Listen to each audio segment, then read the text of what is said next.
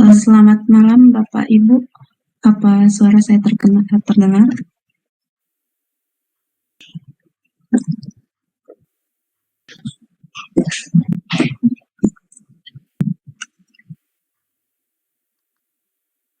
Mohon maaf, suara saya terdengar.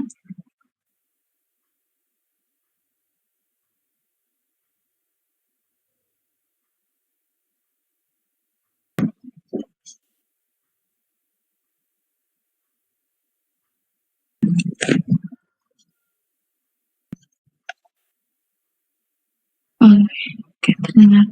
Ya, kita tunggu sekitar 5 menit lagi Bapak Ibu, karena yang bergabung masih 3 orang.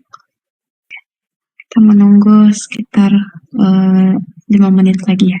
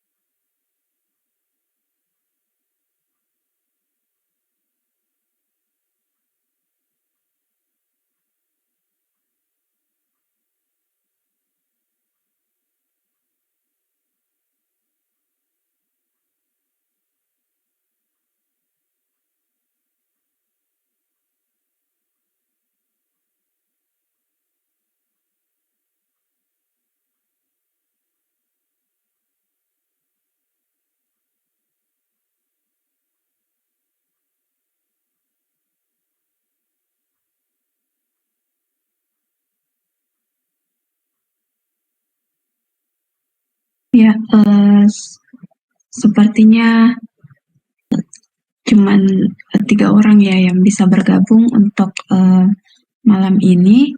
Ya, saya juga sudah mengirimkan pesan via private chat ke masing-masing peserta. Ya, namun sepertinya memang masih terkendala beberapa ya. Jadi tidak apa-apa, kita mulai saja meskipun yang bergabung hanya sedikit ya. Ya, selamat malam Bapak Ibu. Ya, semoga dalam keadaan sehat walafiat. Ya, jadi perkenalkan nama saya ya sesuai di video sapaan ya Bapak Ibu. Ya, nama saya adalah Hartina Husain. Ya, sekarang saya bekerja sebagai dosen di salah satu kampus di Kota Parepare, Sulawesi Selatan. Ya, tepatnya di Institut Teknologi Baharudin Yusuf Habibie ya di Kota Parepare, di kota kelahiran mantan presiden ya, yaitu Pak Habibie. Ya, mungkin Bapak Ibu yang tidak terkendala bisa dinyalakan juga videonya ya. Saya rasa untuk aplikasi ini juga memungkinkan untuk berbicara secara langsung ya Bapak Ibu. Jadi silahkan dihidupkan videonya dan juga audionya ya ketika ingin berbicara. Ya.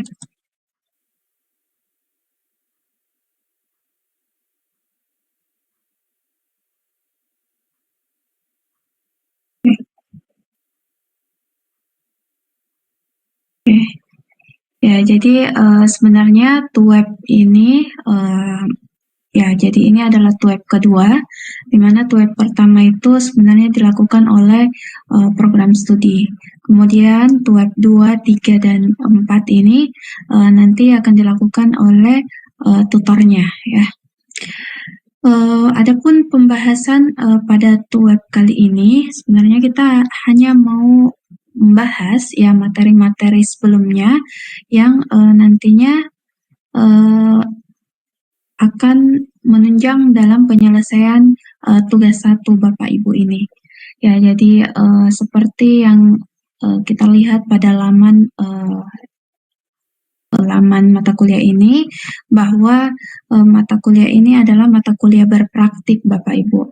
Jadi penilaiannya itu murni dari tugas ya, tugas dan juga kuis.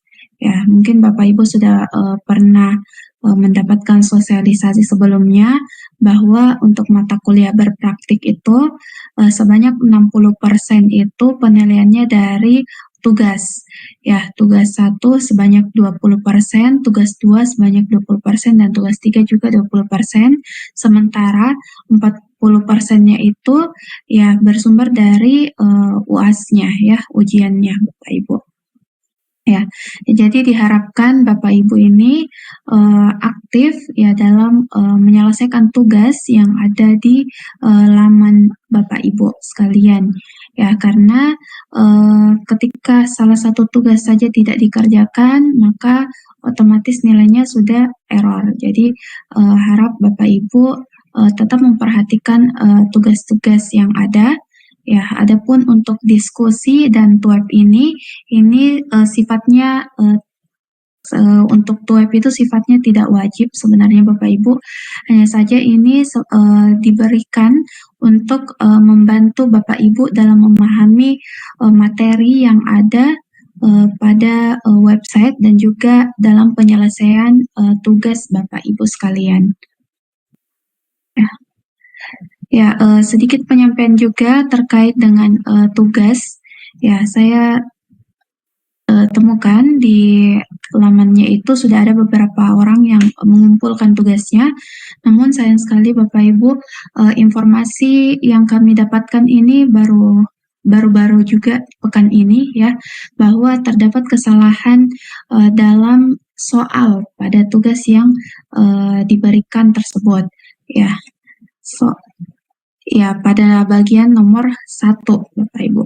Terus saya coba share screen dulu.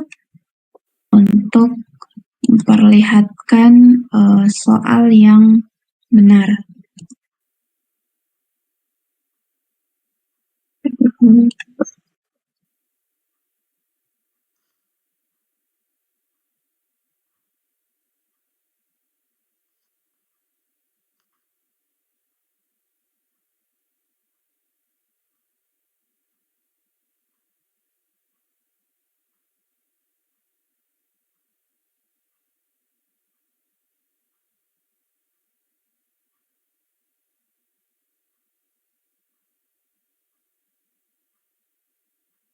Ya, apakah sudah terlihat, Bapak Ibu? Mungkin bisa merespon saya dengan suara yang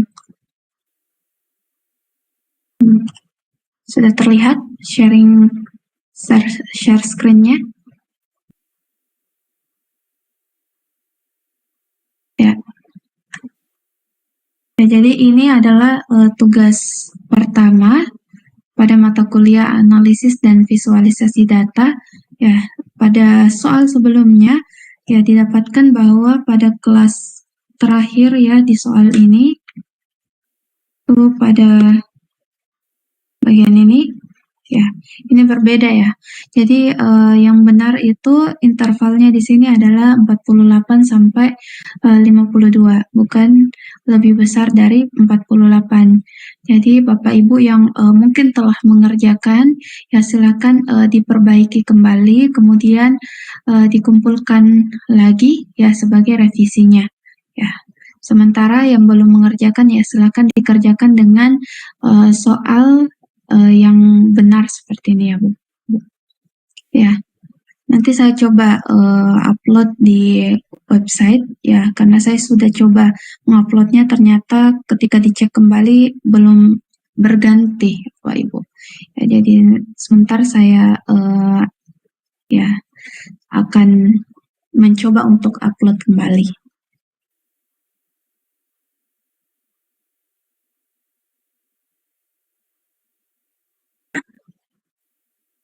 Ya, oke.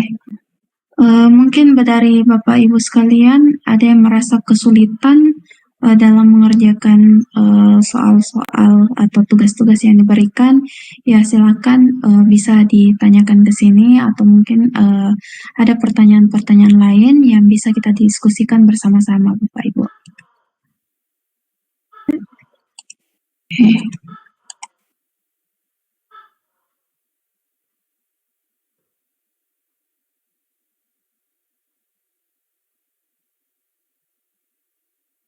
Ya, untuk berbicara Bapak Ibu bisa mengganti audio yang tertera pada aplikasi ini menjadi mikrofon. Ya, beberapa saya lihat di sini uh, ya hanya menggunakan fasilitas untuk mendengarkan saja, tapi tidak bisa berbicara. Ya, oke, tidak ada webcam dan mic. Oke, ya kalau keadaannya tidak memungkinkan ya tidak apa-apa, Bapak Ibu bisa melalui chat yang tersedia.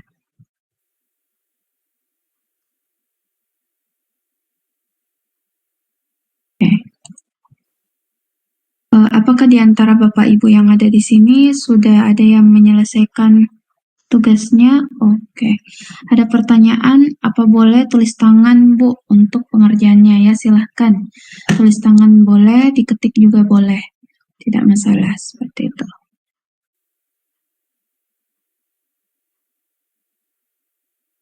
Baik, saya akan coba share screen terkait materi yang ada. Hmm, hmm,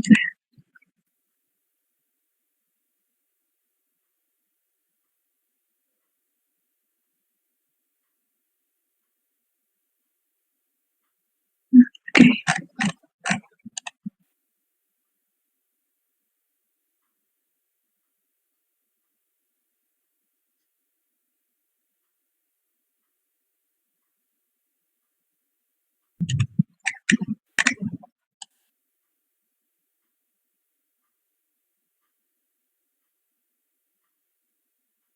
Oke, sepertinya coba lagi dulu ya.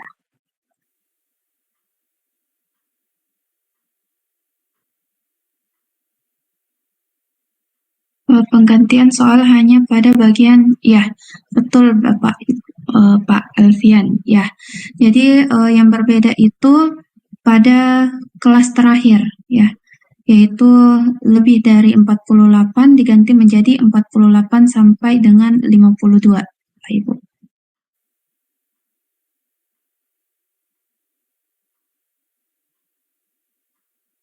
Ya,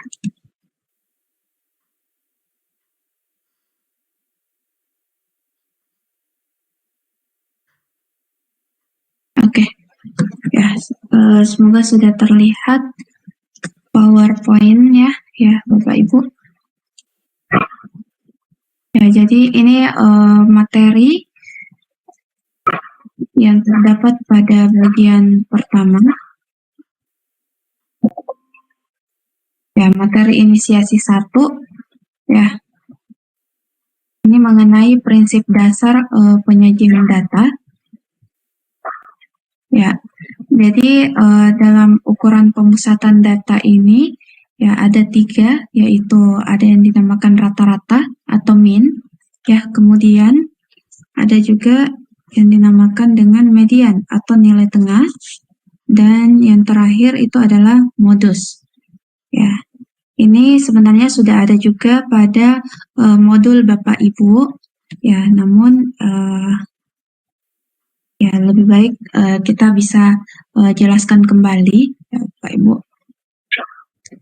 Ya, nah jadi ada 3 ukuran pemusatan data. Yang pertama itu adalah rata-rata.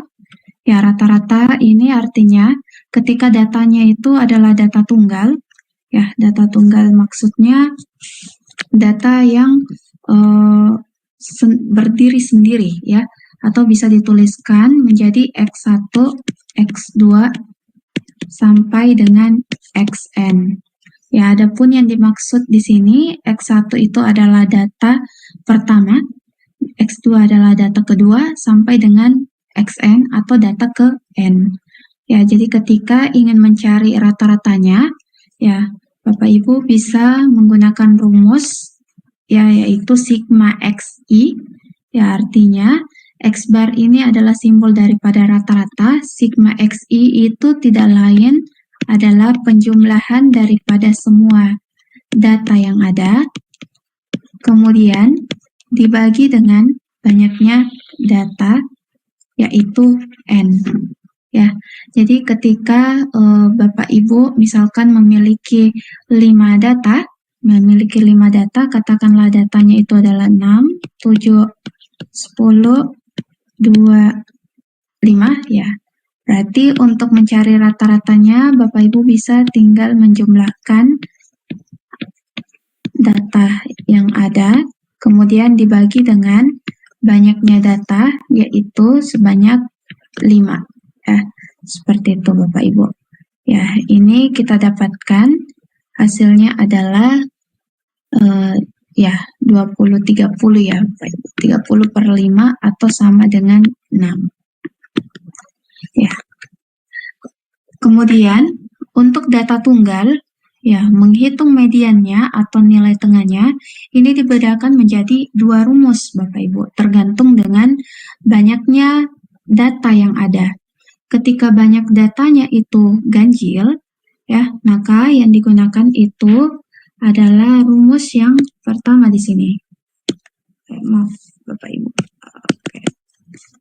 Coba perkecil dulu.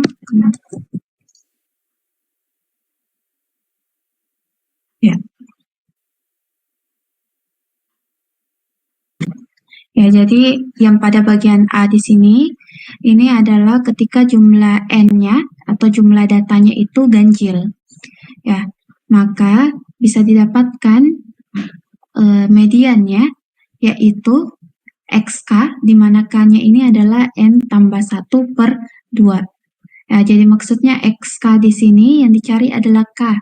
K itu urutan keberapa yang menjadi median daripada data tersebut. Ya. Kemudian ketika N-nya genap, ya banyak datanya itu genap, maka mediannya bisa didapatkan dengan menggunakan rumus XK ditambah XK tambah 1 per 2, di mana K-nya di sini ya yaitu N per 2. Ya. Kita bisa coba ke contoh yang saya tunjukkan. Ya.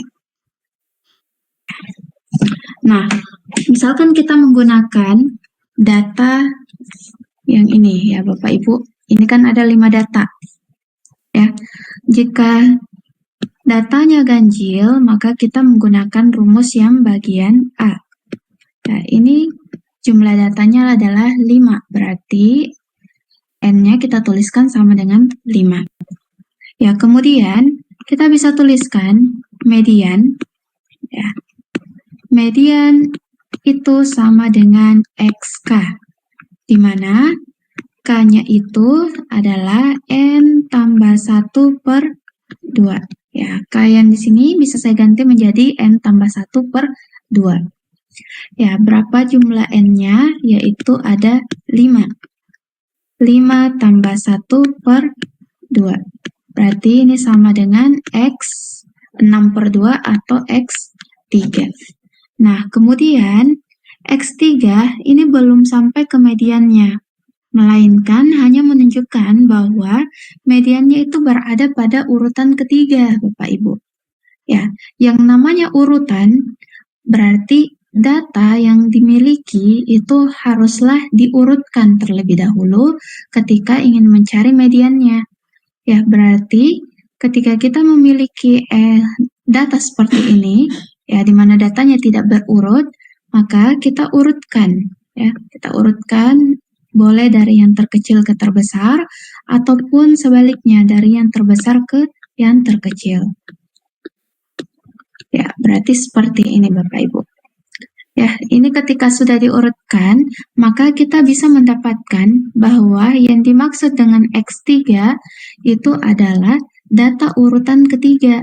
Ya, urutan pertama di sini X1 yaitu 2, kemudian X2 itu adalah 5, dan X3 itu adalah 6.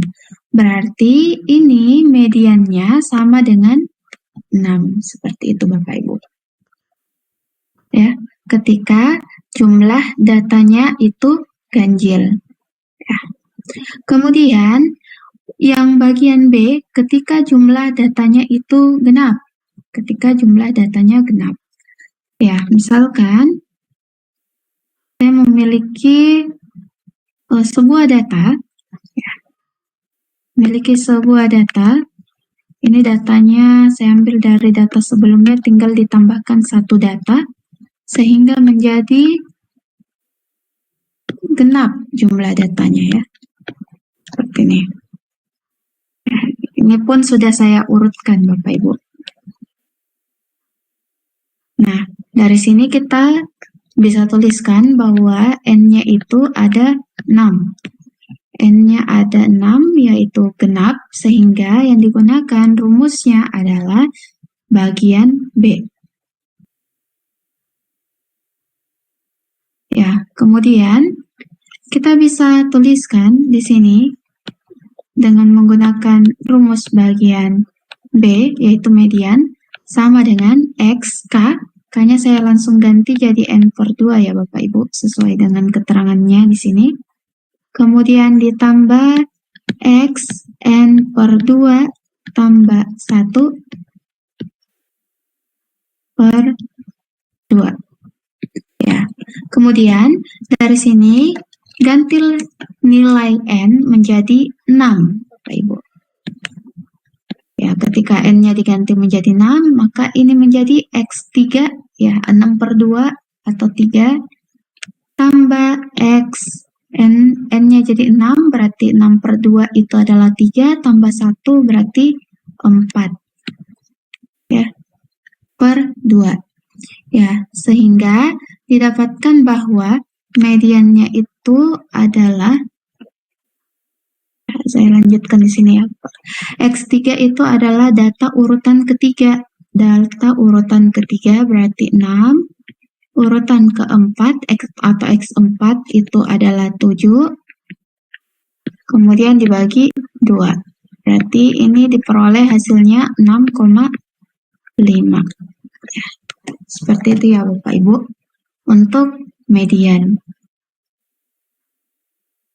Ya. Mungkin ada yang mau ditanyakan, silakan Bapak Ibu. Sampai sini.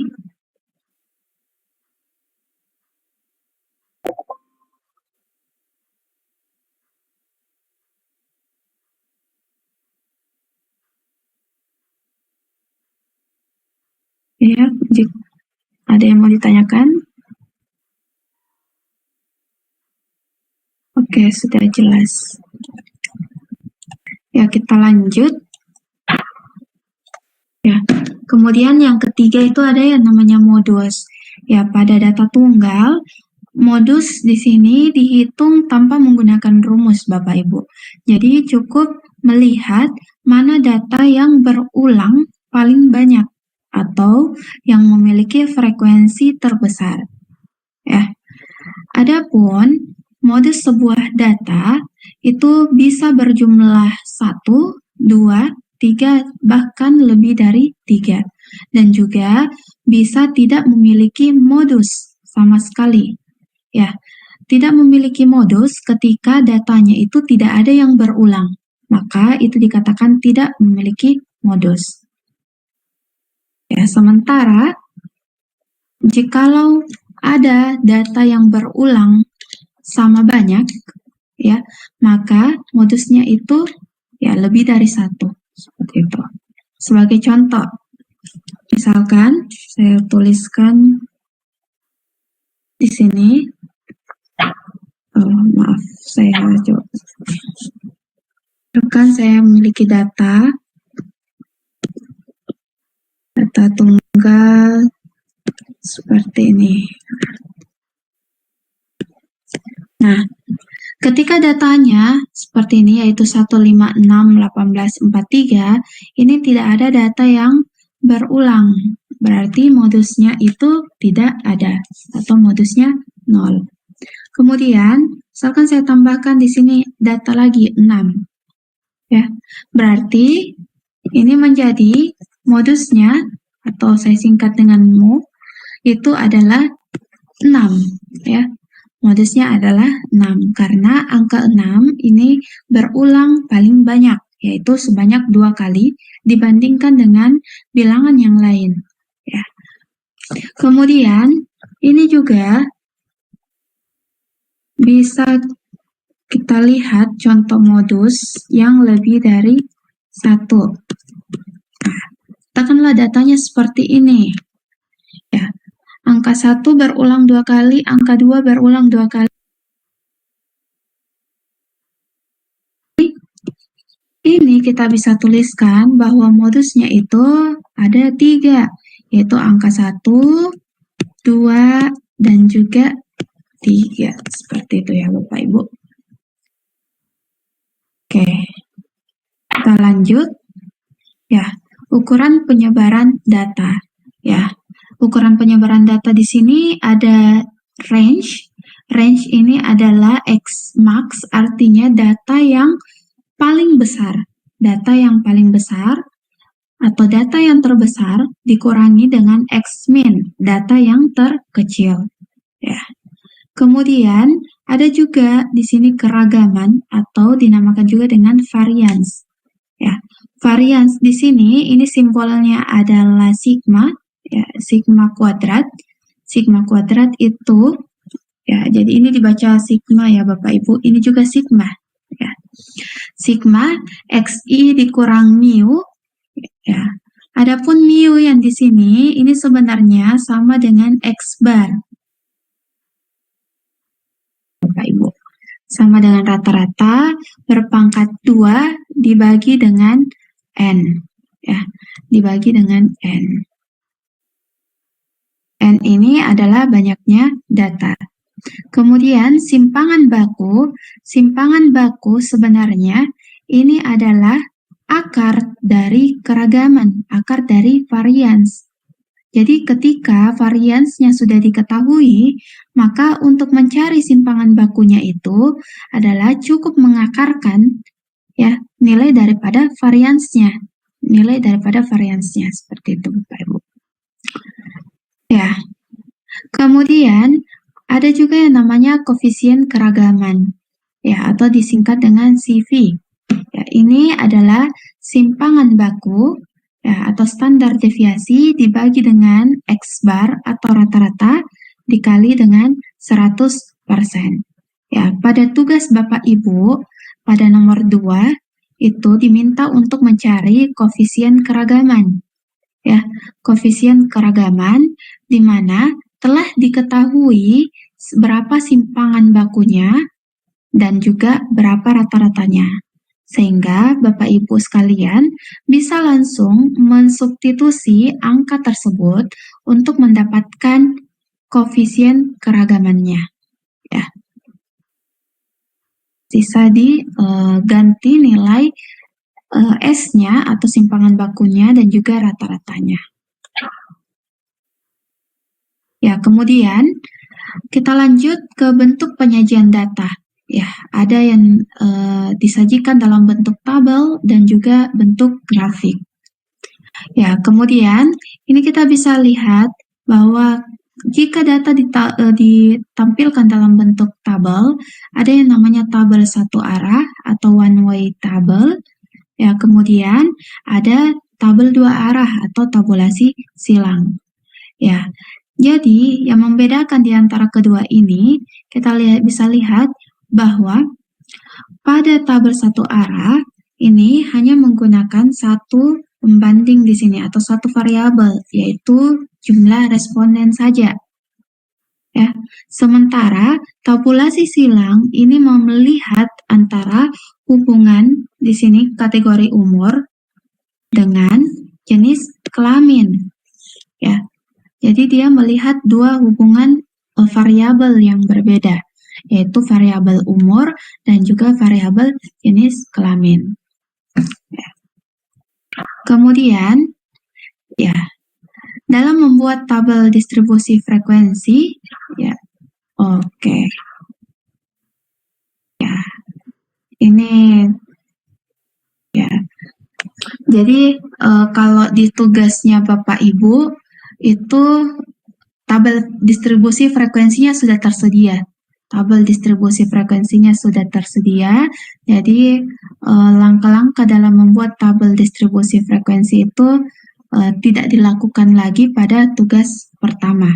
Ya, ya. Namun ya kalau mau kita lihat ya pada modul Bapak Ibu sekalian, ya langkah-langkah dalam membuat tabel distribusi frekuensi ya punya beberapa tahap. Ya, punya beberapa tahap termasuk yang pertama itu adalah mengurutkan data. Ya, mengurutkan data. Kemudian tahap kedua itu adalah menentukan jumlah kelas. Jumlah kelas. Yang ketiga itu adalah menentukan interval kelas. Interval kelas atau panjang kelas ya. Ya, terakhir di sini menyusun tabel distribusi frekuensi.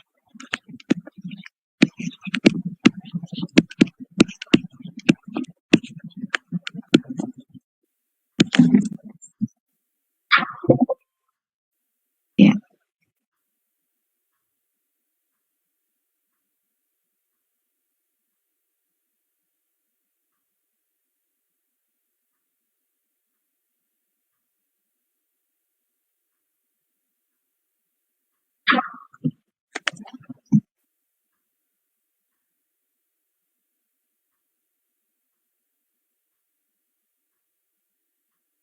Pada tugas Bapak Ibu sekalian, yang diminta pada nomor 1 itu adalah menentukan mean, median, dan juga modusnya. Tapi pada data berkelompok atau data dalam bentuk tabel distribusi frekuensi, Bapak Ibu. Ya, saya akan memberikan contoh pengerjaannya. Saya coba ambil soal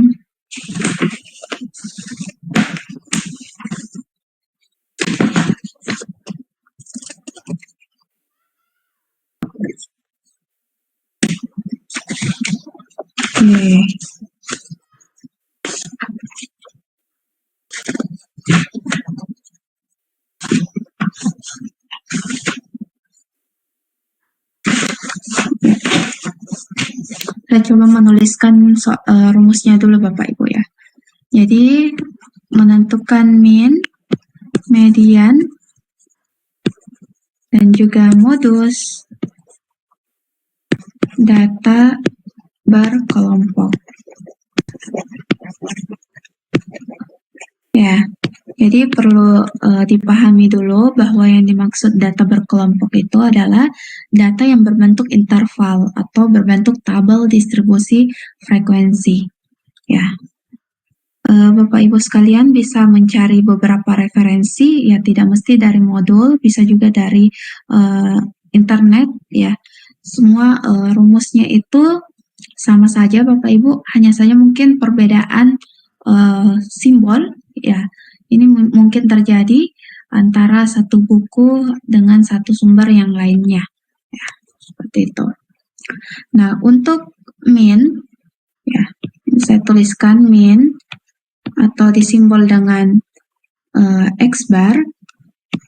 Ya, pada data berkelompok itu rumusnya, salah satu rumusnya adalah sigma ya, XI dikali FI dibagi dengan sigma FI. Ya, ini untuk mean. Kemudian untuk median, ya, saya simbolkan dengan ME.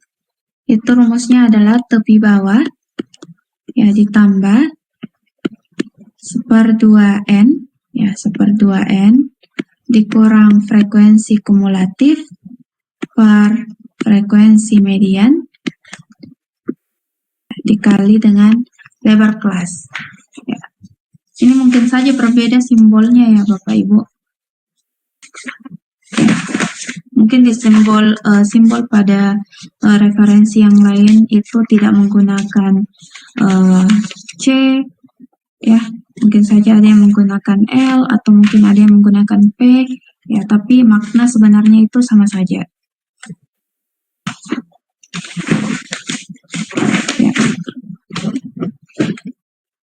Ya, kemudian yang ketiga itu adalah modus.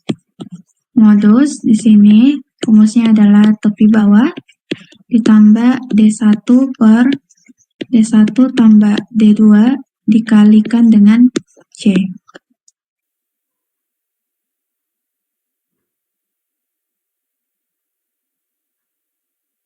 Ya.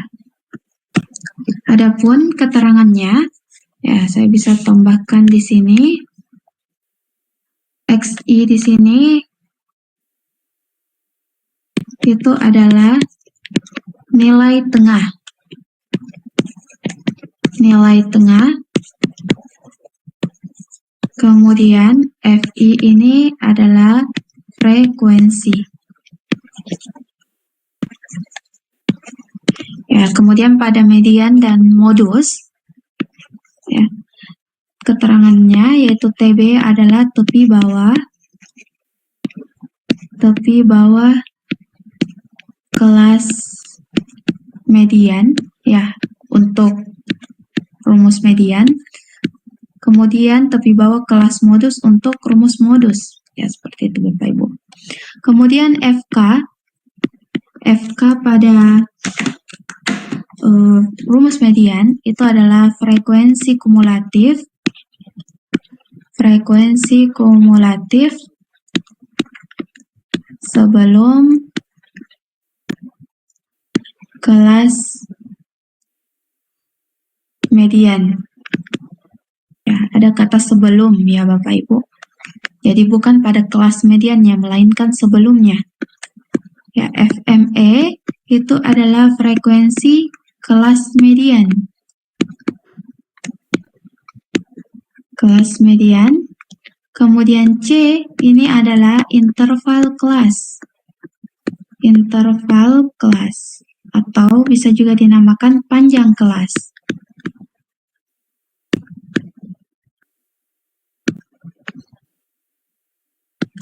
Ya, D1 itu adalah selisih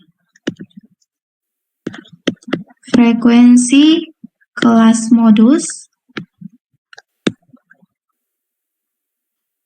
dengan frekuensi kelas sebelumnya.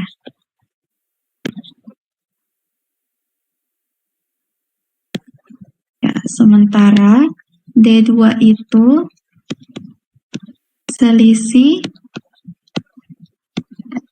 frekuensi kelas modus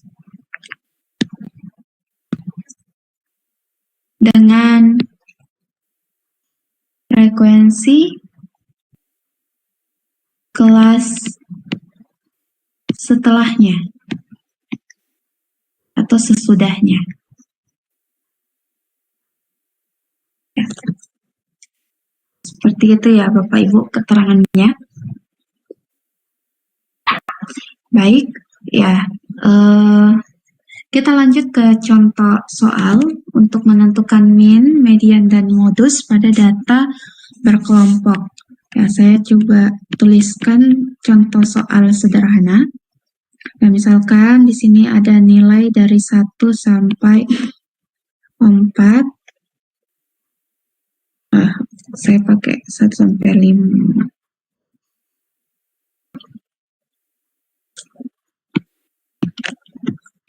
6 sampai 10, 11 sampai 15, 16 sampai 20. Kemudian ada frekuensi di sini. Ini 2, 3, 5. Ya, pakai seperti ini saja.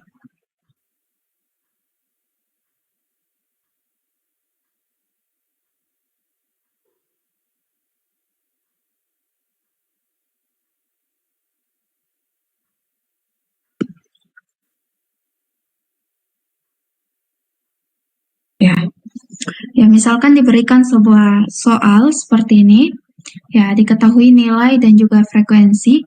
Ya, Bapak Ibu bisa lihat di sini bahwa ini adalah contoh daripada data berkelompok, yaitu berbentuk tabel distribusi frekuensi.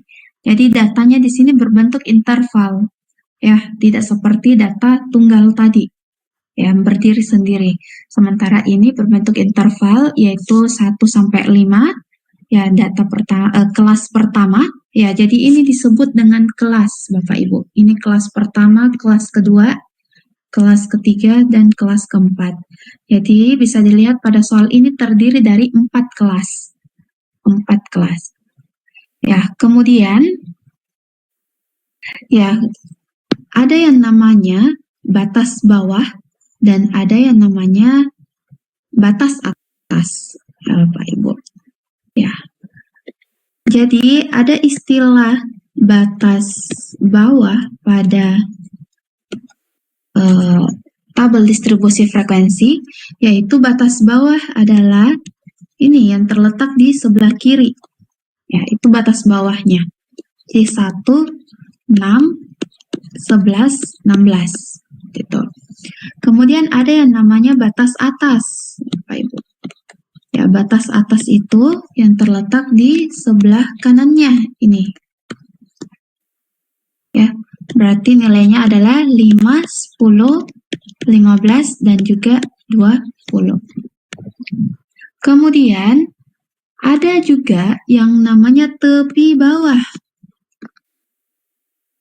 Tepi bawah dan juga tepi atas. Ya, yang dimaksud dengan tepi bawah itu adalah batas bawah dikurangi dengan 0,5. Ya. 0,5-nya dapat dari mana? Ya, sudah ketentuan. Ketika datanya berbentuk satuan seperti ini, maka tepi bawahnya itu didapatkan dengan cara mengurangkan batas bawah dengan 0,5. Sementara tepi atas itu didapatkan dengan batas atas ditambah 0,5. Ya. Jadi misalkan ditanyakan itu adalah tepi bawah kelas ketiga. Tepi bawah kelas ketiga. Ya, kita lihat di sini yang dimaksud kelas ketiga itu dari interval 11 sampai 15. Berarti tepi bawahnya itu adalah batas bawah yakni 11 dikurang dengan 0,5. Berarti nilainya adalah 10,5. Ya, seperti itu ya Bapak Ibu. Ya, kemudian ada lagi yang namanya interval kelas.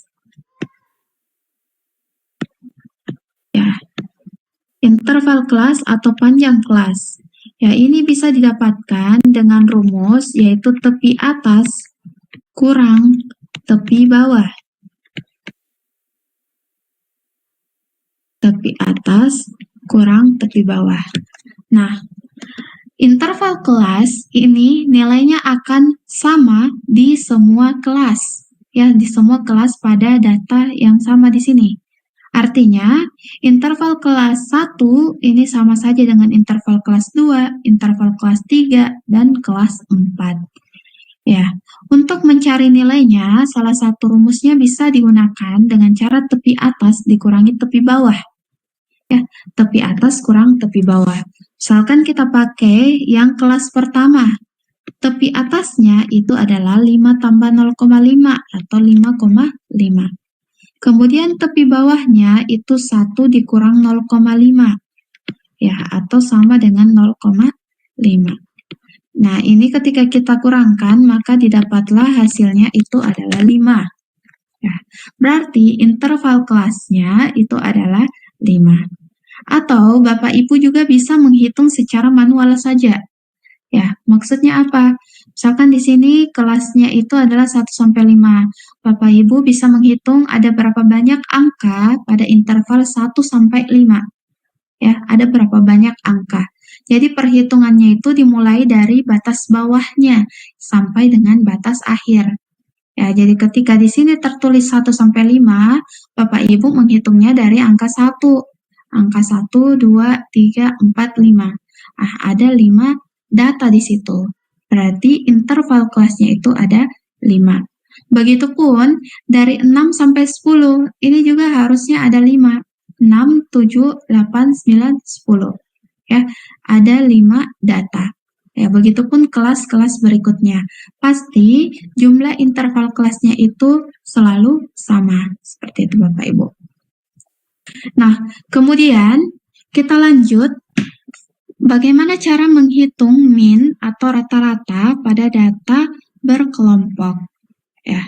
Jadi untuk menghitung min kita butuh tambahan satu kolom di sini, yaitu kolom XI. Ya. Ya, jadi ini FI, ya kita buat satu kolom tambahan yang isinya adalah XI.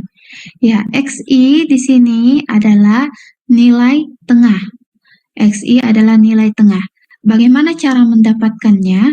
Yaitu kita bisa dapatkan dengan batas bawah ditambah batas atas dibagi 2. Ya. Di nilai tengah atau XI itu adalah batas atas, saya tulis BA saja ya, tambah batas bawah, ya atau boleh dibalik ya, sama saja batas bawah tambah batas atas dibagi dengan 2.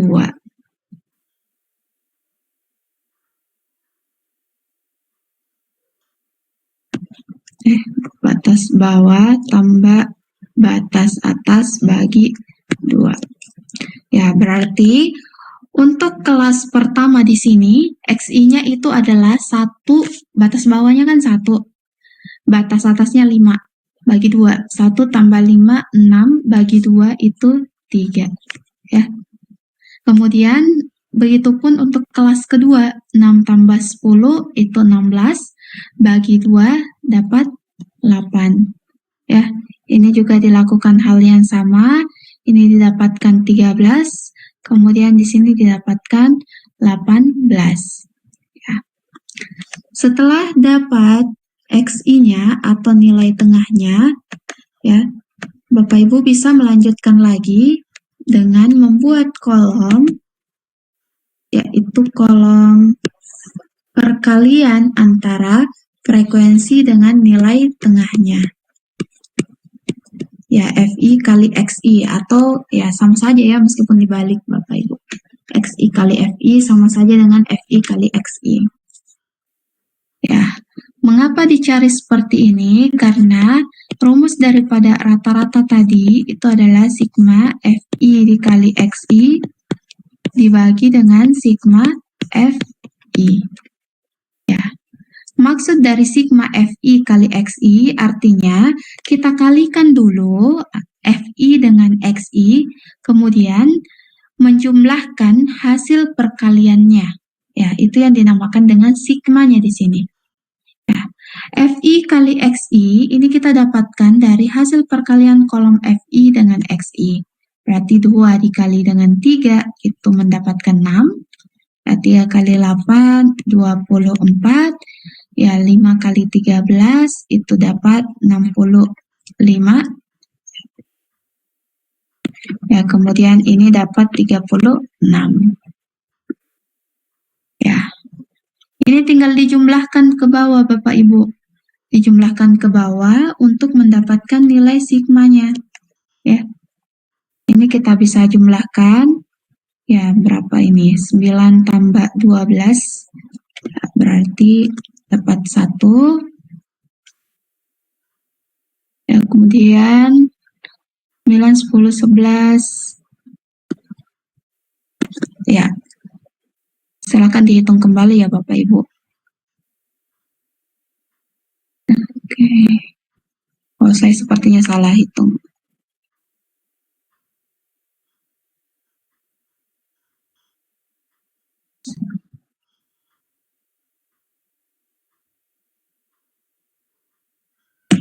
Ya, 131 ya Bapak Ibu.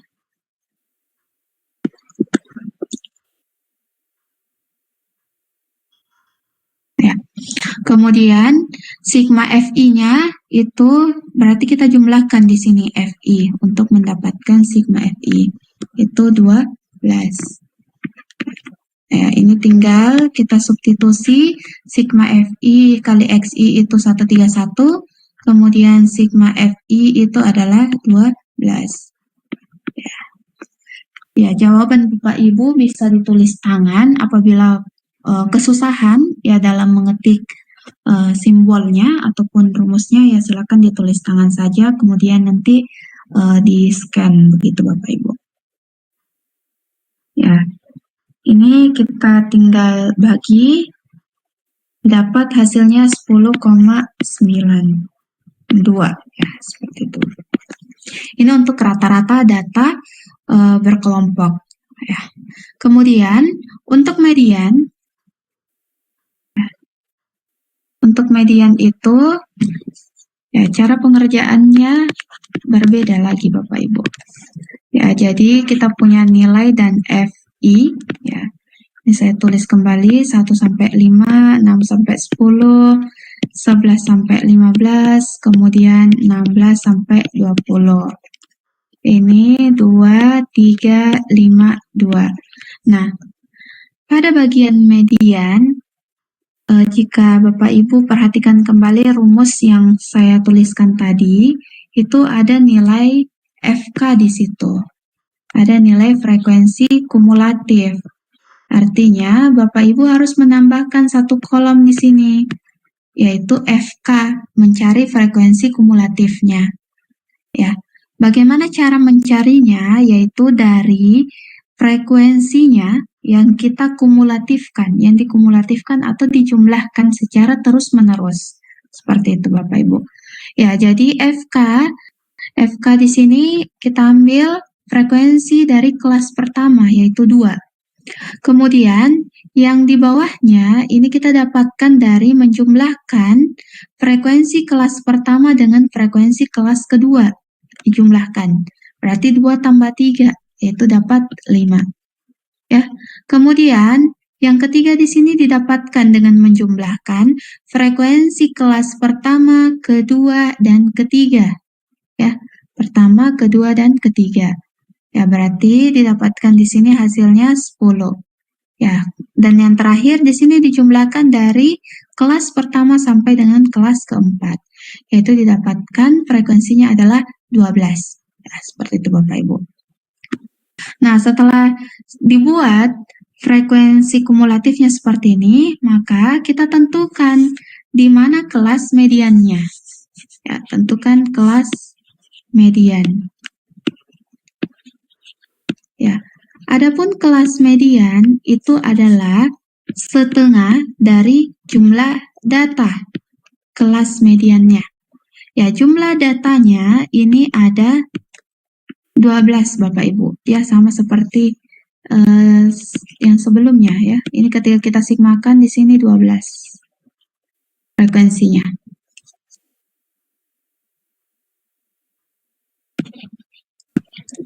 Ini ya Bapak Ibu. Oke. Nah, dengan demikian didapatkanlah kelas mediannya itu adalah 12/2 atau 6. Ya, berarti kelas mediannya terletak pada data urutan ke-6.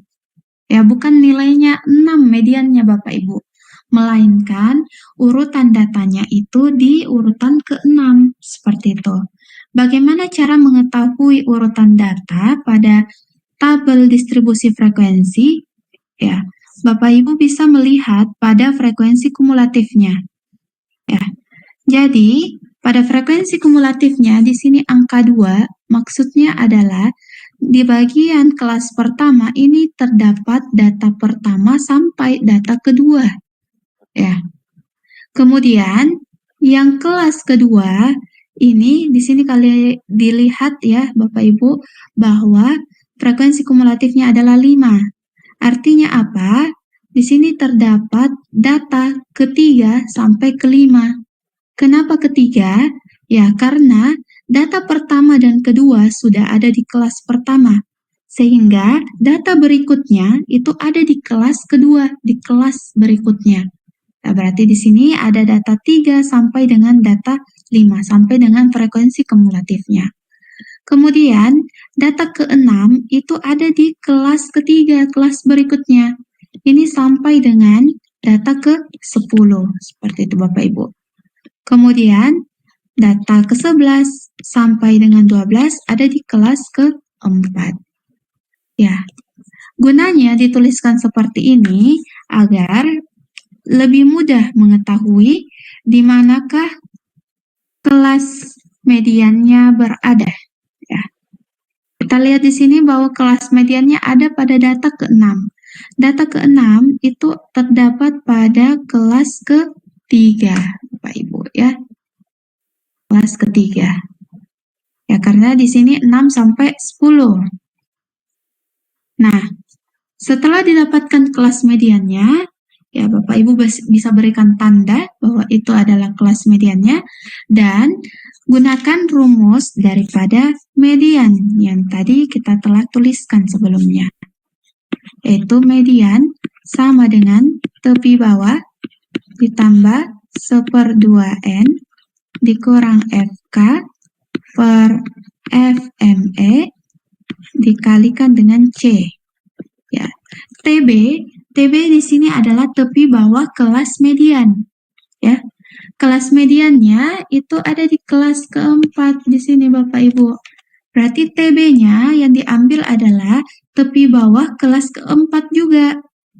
Ya, tepi bawah kelas keempat itu adalah batas bawahnya yaitu 11 dikurangi dengan 0,5. Berarti dapat 10,5. Seperti itu ya Bapak Ibu. Kemudian, 1/2N ini sama dengan 6. Ya, ini sudah kita hitung di sini. Ya Bapak Ibu. Ya, 1/2N itu adalah 6. Kita tinggal tuliskan di sini 6. Kemudian ada FK. FK itu adalah frekuensi kumulatif sebelum kelas median. Kelas mediannya ada di kelas keempat, Bapak Ibu. Sehingga sebelum kelas median yang dimaksud itu adalah kelas ketiga atau kelas yang berada di atasnya. Ya, FK di sini adalah frekuensi kumulatif sebelum kelas median. Ya, frekuensi kumulatif kelas median itu adalah 10. Berarti kalau sebelumnya adalah 5. Ya, berarti kita tuliskan di sini itu 5. Kemudian frekuensi mediannya, ya ini frekuensi median artinya yang FI Bapak Ibu. Ya, berarti ini frekuensi kelas mediannya. Ya, berarti jawabannya adalah 5. Kemudian C di sini adalah interval kelas. Bapak Ibu bisa hitung ada berapa banyak angka pada interval 11 sampai 15. Ya, berarti ada angka 11, 12, 13, 14, 15. Ada 5 intervalnya. Nah, berarti di sini tuliskan C itu adalah 5. Ini kali ya Bapak Ibu. Ya, ini kita tinggal selesaikan. 10,5 ditambah 6 kurang 5 itu 1/5 dikalikan dengan 5. Ya, ini kita bisa sederhanakan dengan mencoret 5 bagi 5 itu hasilnya 1. Sehingga didapatkan 10,5 tambah 1 itu adalah 11,5. Ya, seperti ini ya Bapak Ibu. Jadi mediannya itu adalah 11,5. Oke. Ya, kita lanjut yang terakhir itu adalah menentukan modus.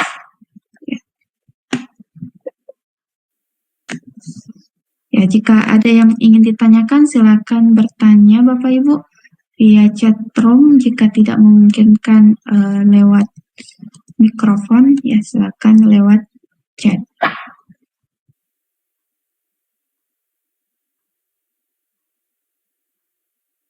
Oke, saya lanjut Bapak Ibu. Ya, lanjut untuk menghitung modus data kelompok. Ya, saya tuliskan kembali nilai dan FI-nya itu 1 sampai 5 tadi.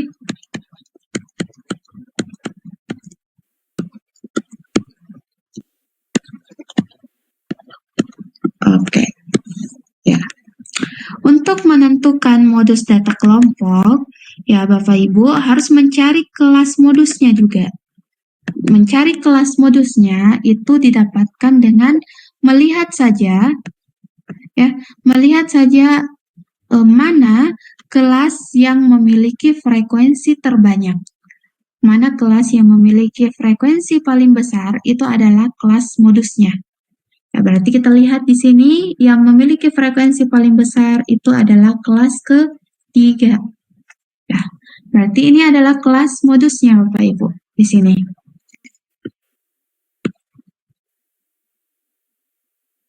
Kemudian, ya kita tinggal masukkan ke rumusnya Bapak Ibu, yaitu TB ditambah D1 per D1 tambah D2 dikali dengan C. Ya, TB di sini adalah tepi bawah kelas modus. Ya, tepi bawah kelas modus berarti 10,5. D1 itu adalah selisih frekuensi kelas modus dengan frekuensi sebelumnya, berarti yang di atasnya Bapak Ibu. Jadi kita bisa tuliskan D1 itu frekuensi kelas modus adalah 5, frekuensi kelas sebelumnya itu adalah 3. Ya, berarti ini hasilnya 2. Sementara D2 itu adalah selisih frekuensi kelas modus dikurang dengan frekuensi sesudahnya. Berarti 5 kurang 2, yaitu 3. Ini bisa dituliskan di sini 2 untuk D1, kemudian D2 itu adalah 3. Sementara C-nya itu adalah 5 ya, Bapak Ibu. Sama seperti median tadi. Ya, 10,5 ditambah 2 per 5 dikali dengan 5. Ini kita bisa sederhanakan. Coret 5-nya sehingga diperoleh hasilnya itu adalah 12,5 untuk modusnya. Oke. Ya, jadi seperti ini ya Bapak Ibu untuk mencari min, median, ataupun modusnya. Ya, silakan jika ada yang ingin didiskusikan, ya, silakan untuk ditanyakan Bapak Ibu.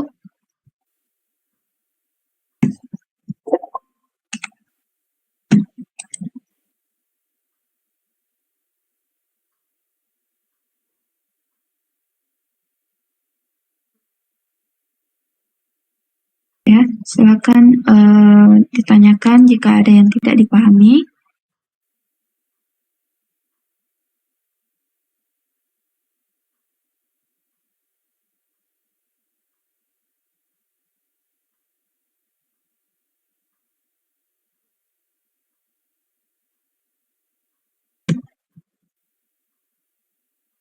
Oke, ya saya lanjut pada bagian yang terakhir ya Bapak Ibu, yaitu pada tugas pertama diminta juga untuk menghitung membuat histogram dan juga poligon ya Bapak Ibu. Ya, jadi adapun yang dimaksud dengan histogram dan juga poligon, ya. Kalau Bapak Ibu lihat di sini, ya, ini ada beberapa grafik ya, ada grafik garis, ya, ada grafik batang, peta, kemudian scatter plot atau plot pencaran, ya, ada grafik lingkaran dan juga ogive, Bapak Ibu. Ya, sementara histogram itu ini termasuk salah satu grafik yang bentuknya hampir sama dengan grafik batang, hanya saja perbedaannya itu pada grafik batang, data yang dibuat menjadi grafik batang itu adalah data kualitatif atau data kategorik, Bapak Ibu. Ya, kategorik. Contohnya di sini 19 sampai 26 tahun. 27 sampai 34 tahun. Ini bentuknya kategorik, sudah dikategorikan, dikelompokkan, Bapak Ibu. Nah, sementara histogram itu merupakan grafik yang dibuat ya, grafik yang dibuat dengan menggunakan data kuantitatif ya, kebalikan daripada grafik batang. Ya, sementara dari segi tampilannya untuk histogram itu grafiknya antara persegi panjang yang satu dengan yang lainnya itu berimpit. Seperti itu Bapak Ibu. Ya, bagaimana cara membuat histogramnya? Yaitu ya, kita bisa buat pada koordinat kartesius seperti ini Bapak Ibu. Ya, saya akan mencoba membuat histogram daripada tabel distribusi frekuensi yang ada. Ya, ini saya tuliskan di sini nilai, kemudian sumbu Y-nya itu berisikan frekuensi. Ya. Nah, cara membuatnya, pada bagian frekuensi, ini kita lihat di sini mana frekuensi yang paling besar, yaitu 5 ya Bapak Ibu. Ya, gunanya adalah ketika kita mengetahui angka yang paling besar, kita bisa mengestimasi, ya, kita ingin menggunakan skala berapa pada frekuensi di sumbu Y-nya. Ya, karena di sini nilai yang tertinggi itu adalah 5, ya maka saya bisa menggunakan skala 1, Bapak Ibu. Ya, sini skala 1 maksudnya selisihnya 1-1 ya, Bapak Ibu. Nah, sementara untuk soal yang lain, katakanlah di sini frekuensi yang paling tinggi itu adalah 40. Ya, ketika Bapak Ibu memaksakan untuk menggunakan skala 1, maka yang ada grafiknya itu eh, sangat besar ya. Karena dari 1 sampai 40. Jadi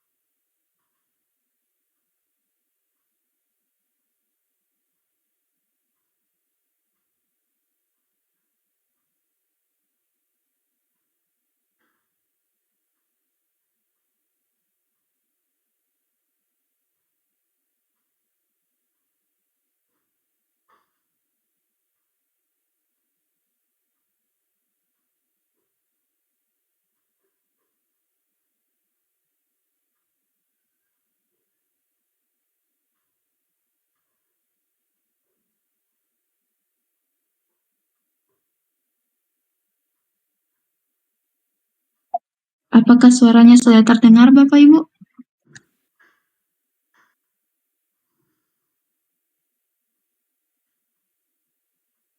Oke, alhamdulillah ya. Sudah sudah jelas. Baik, saya lanjutkan sedikit lagi Bapak Ibu, yaitu tentang membuat histogram ya. Ini ya. Ya, dalam membuat histogram ya Bapak Ibu, di sini membuat pada koordinat kartesius, yaitu nilai sebagai sumbu X-nya, kemudian frekuensi itu sebagai sumbu Y-nya. Ya. Untuk skalanya, Bapak Ibu tinggal sesuaikan dengan frekuensi yang paling besar. Ya, jikalau frekuensi yang paling besar itu 100, maka Bapak Ibu bisa menggunakan skala 10 per singkat gambarnya, atau untuk lebih menyederhanakan daripada gambar yang dimiliki. Ya, kemudian pada bagian nilai, Bapak Ibu, di sini bisa menuliskan ya batas bawah daripada setiap kelas. Batas bawah dari bukan batas bawah, tepi bawah. Ya, maksud saya tepi bawah dari setiap kelas. Jadi kelas pertama itu adalah 1 sampai 5, Bapak Ibu. Berarti tepi bawah kelas pertama itu adalah 0,5 ya. Tepi bawah kelas kedua itu adalah 5,5. Kemudian tepi bawah kelas ketiga itu adalah 10,5. Tepi bawah kelas keempat itu adalah 15,5 ya, karena hanya ada 4 kelas, maka 4 seperti ini Bapak Ibu. Nah, kemudian dari tepi bawah ini kita hubungkanlah menjadi persegi panjang ya, sesuai dengan frekuensinya masing-masing. Ya, terlihat Bapak Ibu bahwa pada kelas pertama yaitu frekuensinya adalah 2. Berarti kita buat persegi panjangnya seperti ini Bapak Ibu. Dari 0,5 sampai dengan 2.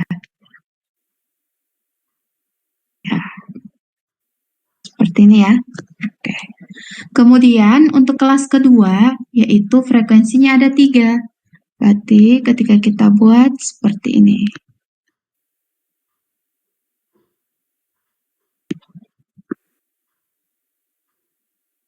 Ya. Kemudian yang kelas ketiga frekuensinya ada 5.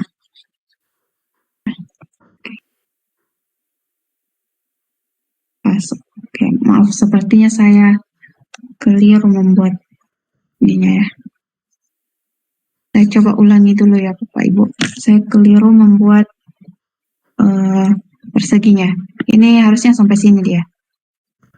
Ya, 0,5, kemudian yang di sini 3. Ya.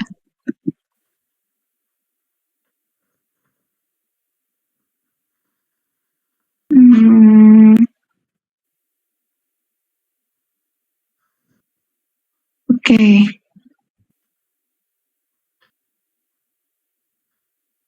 Di sini kita harus tambahkan 1 ke 1 Bapak Ibu supaya menjadi persegi panjang lengkap 4 ya. Jadi di sini ditambahkan tepi atas kelas terakhir yaitu 20,5 ya Bapak Ibu. Ya, karena jikalau tidak ditambahkan maka persegi panjangnya tadi tidak bisa sebanyak dengan jumlah kelasnya. Jadi persegi panjang yang dibuat itu harus sama banyak dengan jumlah kelas yang ada. Nah, arti ini tadi, maaf ya Bapak Ibu, 02, kemudian di sini 3 untuk kelas kedua, ya kelas ketiga itu ada 5,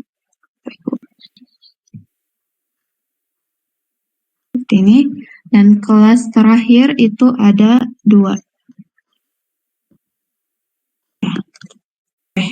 Jadi histogramnya seperti ini Bapak Ibu. Ini sudah dinamakan histogram. Ya. Kemudian ada juga yang dinamakan dengan poligon.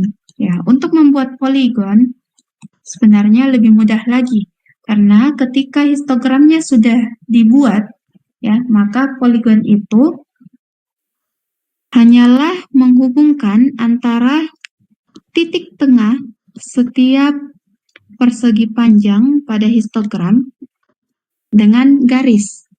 Ya, kita hubungkan seperti ini, jadi buat titik tengah tepat di tengah-tengah persegi panjang masing-masing kelas, kemudian dihubungkan titik-titik tersebut dengan sebuah garis. Maka terlihatlah bahwa yang berwarna biru ini, ya yang berbentuk persegi panjang ini dinamakan histogramnya. Kemudian yang garis merah ini adalah poligonnya. Bapak Ibu bisa buat terpisah nantinya. Ya. Jadi satu untuk histogram, satu untuk poligon. Seperti itu. Baik Bapak Ibu, sampai sini ada yang ingin ditanyakan?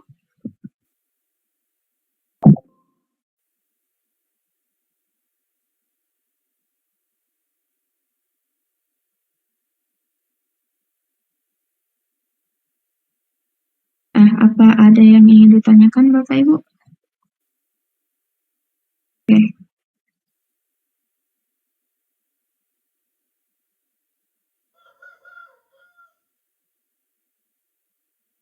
Ya, jadi saya harap tugas-tugasnya bisa diselesaikan ya sampai dengan deadline yang diberikan Bapak Ibu. Ya, karena memang tugas-tugas ini menjadi penilaian yang sangat berarti untuk nilai Bapak Ibu agar bisa lulus di mata kuliah ini. Ya.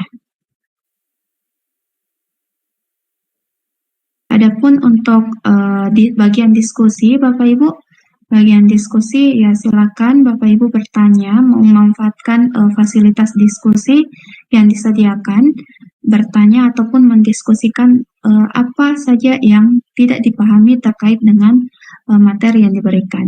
Ya, diskusi yang ada sebenarnya itu tidak ada fitur pemberian nilai, Bapak Ibu. Jadi nilai yang Bapak Ibu dapatkan ini murni dari hasil penilaian tugas dan juga ujian nantinya, UAS-nya ya Bapak Ibu. Ya, jadi diskusi bisa Bapak Ibu manfaatkan untuk bertanya terkait dengan materi-materi ataupun materi yang berkaitan dengan tugas yang diberikan. Oke, ini ada yang bertanya, untuk dibuat terpisah antara poligon dan histogram, grafik poligonnya harus membuat persegi panjang juga atau hanya titik tengahnya, Bu? Oke, jadi poligonnya itu yang garisnya, Bapak Ibu. Ya, poligon itu tidak ada lagi persegi panjangnya. Ya, histogram itu yang persegi panjang tanpa garis. Poligon itu garisnya saja tanpa persegi panjang. Ya, hanya saja dalam membentuk poligon, ya, supaya lebih memudahkan, ya, kita bisa membuat garis titik-titik, ya garis putus-putus, ya, Bapak Ibu, untuk membantu dalam mendapatkan titik tengah, ya, dari persegi panjangnya. Atau Bapak Ibu bisa menggambar persegi panjang terlebih dahulu, kemudian menggambar garisnya, sementara persegi panjangnya itu dibuat menggunakan pensil. Ya, jadi nanti terakhir bisa dihapus seperti itu Bapak Ibu. Ya. Intinya poligonnya itu ya berbentuk garis, sementara histogramnya itu berbentuk persegi panjang. Oke. Oke, saya sudah upload ulang jawaban hasil perbaikan soal itu. Oke, iya. Ya, saya akan periksa segera untuk yang sudah mengupload ulang, ya. Jadi soalnya itu berbeda pada interval yang terakhir ya, Bapak Ibu. Bisa diulang untuk mediannya, Bu. Oke, untuk mediannya bagian mana? Kalau boleh tahu Bu Anggreni yang ingin diulangi? Bagian median. Saya coba. Yang bagian mananya yang kurang dipahami?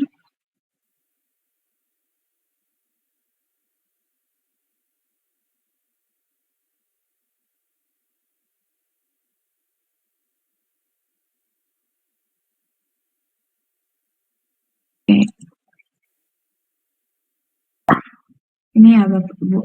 Ya, untuk median, ya ini Bapak Ibu bisa lihat yang di bagian kanan. Ya, jadi menentukan median data kelompok, itu Bapak Ibu mencari frekuensi kumulatifnya terlebih dahulu. Jadi membuat kolom bantuan di sini, kolom tambahan, yaitu frekuensi kumulatif, Bapak Ibu. Frekuensi kumulatif ini didapat dari menjumlahkan frekuensi dengan frekuensi berikutnya. Ya. Jadi dikumulatifkan. Untuk yang kelas pertama, ini frekuensi kumulatifnya adalah frekuensi kelas pertama saja, yaitu 2. Sementara frekuensi kumulatif kelas kedua, ini adalah hasil penjumlahan dari frekuensi kelas pertama dengan frekuensi kelas kedua. Berarti 2 tambah 3, Bapak Ibu. Berarti dapat 5. Ya, kemudian 10 di sini yaitu didapat dari hasil penjumlahan frekuensi pertama, kedua, dan ketiga. Pertama, kedua, dan ketiga, Bapak Ibu. Ya, jadi didapatlah 10. Ya, kemudian yang terakhir juga sama. Frekuensi kumulatif kelas keempat adalah penjumlahan dari kelas pertama, 2, 3, dan 4. Seperti itu.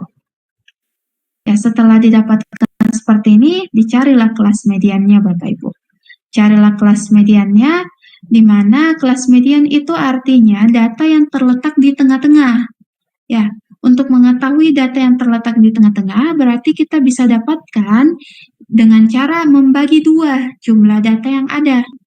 Ya, jumlah data yang ada itu adalah 12. Dibagi 2, dapatlah di sini 6. Data ke-6 itu berada pada kelas ke-3, Bapak Ibu.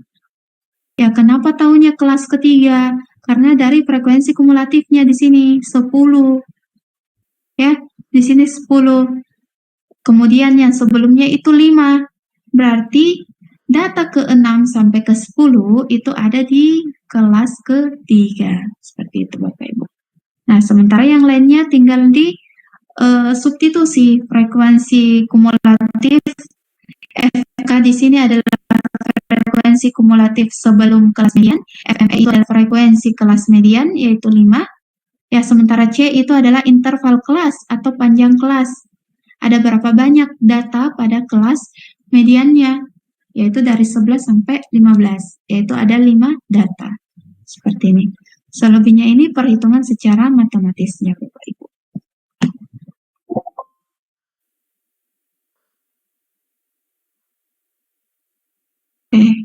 Ya, rekaman webnya ya bisa diakses kembali Bapak Ibu. Jadi nanti akan tersedia pada aktivitas 6 ya, rekamannya bisa dilihat di sana.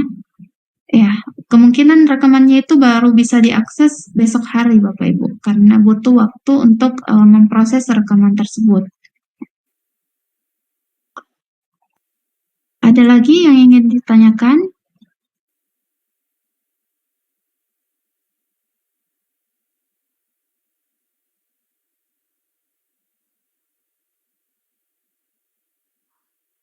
Ya, kalau tidak ada lagi Bapak Ibu, ya kita bisa cukupkan untuk pertemuan hari ini. Ya, atau masih ada? Ya,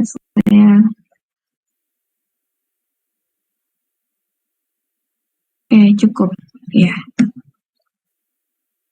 Ya, terima kasih banyak Bapak Ibu atas kehadirannya. Ya, selamat mengerjakan tugas-tugasnya. Ya. Ya, sama-sama Bapak Ibu. Ya, jadi silakan yang masih belum memahami, ya dinonton kembali untuk rekamannya. Bapak Ibu juga bisa chat pribadi saja ke kontak yang tersedia, ya Bapak Ibu, terkait dengan materi yang kurang dipahami. Ya, selamat mengerjakan tugas-tugasnya. Ya, harapannya Bapak Ibu bisa mengerjakan tugas tersebut, mengerjakan sendiri, ya Bapak Ibu, dan dikumpul sesuai dengan deadline yang telah diberikan. Ya, harapannya Bapak Ibu semua bisa lulus di mata kuliah ini dengan nilai yang memuaskan. Ya, saya rasa cukup Bapak Ibu, sudah jam 9:30 di Sulawesi ya, di waktu Indonesia Tengah. mungkin di waktu Indonesia Timur, Bapak Ibu yang ada di waktu Indonesia Timur sudah setengah 11, ya, sementara yang di Indonesia Barat setengah 9 ya, Bapak Ibu. Ya, selamat beristirahat Bapak Ibu, lebih dan kurangnya mohon dimaafkan. Ya, Assalamualaikum warahmatullahi wabarakatuh.